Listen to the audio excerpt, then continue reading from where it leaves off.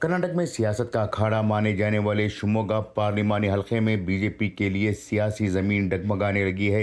MP के तौर पर बेताज बादशाह कहे जाने वाले बीवाई राघवेंद्र की मुश्किलों में इजाफा उस वक्त देखने को मिला जब इनकी ही पार्टी के सीनियर लीडर के.एस. ईश्वरप्पा ने बगावत करते हुए आज पार्लिमानी इलेक्शन में अपने आप को आज़ाद उम्मीदवार के तौर पर पेश किया है।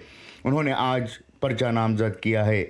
आज सुबह ईश्वरप्पा ने अपने हजारों हामियों के साथ रैली निकालकर बीजेपी को यह पैगाम दिया कि वो मैदान में जोकर नहीं बल्कि बाजीगर के तौर पर उतरे हैं।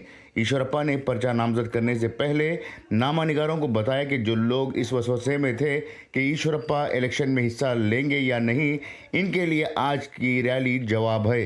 अब खेल इलेक्शन में ही देखा जाएगा, मैदान से पीछे हटने का सवाल ही पैदा नहीं होता। दूसरी जानिब ईश्वरप्पा की नामजदगी के बाद बीजेपी के रियासती सदर बीवाई विजेंद्रा ने कहा कि पर्चा नामजद ज़रूर किया है लेकिन पर्चा वापस लेने का भी मौका है।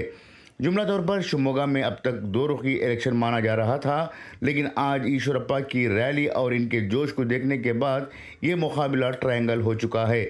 इस ट्रायंगल मुकाबले के फाइनल में किसकी जीत होगी, इसका फैसला करने के लिए मजीद खेल का इंतज़ार करना होगा।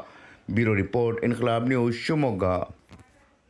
ಶಿವಮೊಗ್ಗ ಲೋಕಸಭಾ ಕ್ಷೇತ್ರದ 8 ವಿಧಾನಸಭಾ ಕ್ಷೇತ್ರಗಳಿಂದ ನನ್ನ ಬೆಂಬಲಿಗರು 25-30 ಸಾವಿರ ಜನ ಮೆರವಣಿಗೆಯಲ್ಲಿ ಬಂದು ನಮಗೆ ಆಶೀರ್ವಾದ ಮಾಡಿದ್ದಾರೆ. ಗೆದ್ದು ಬನ್ನಿಯಿಂದ ಶುಭವನ್ನು ಕೋರಿದ್ದಾರೆ. ಅವರೆಲ್ಲರೂ ಕೂಡ ನಾನು ಅಭಿನಂದನೆ ಸಲ್ಲಿಸ್ತೇನೆ.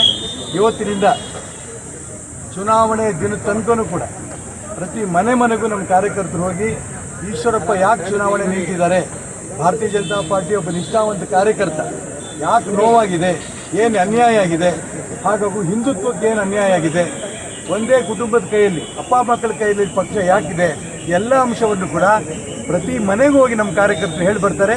ನನಗೆ ಪೂರ್ಣ ವಿಶ್ವಾಸ ಇದೆ ಶಿವಮೊಗ್ಗ ಲೋಕಸಭಾ ಕ್ಷೇತ್ರದ ಜನ ನನಗೆ ಬೆಂಬಲ ಕೊಡ್ತಾರೆ, ಗೆಲ್ಲಿಸ್ತಾರೆ. ಮತ್ತು ಚುನಾವಣೆ ಮುಗಿದ ನಂತರ ಭಾರತೀಯ ಜನತಾ ಪಾರ್ಟಿನಲ್ಲಿ ಸಾಕಷ್ಟು ಬದಲಾವಣೆಗಳಾಗಿದೆ, ಪಕ್ಷ ಶುದ್ಧೀಕರಣ ಆಗುತ್ತೆ ಅನ್ನೋ ವಿಶ್ವಾಸ ಕೂಡ ನನಗಿದೆ. ನಮಸ್ಕಾರ.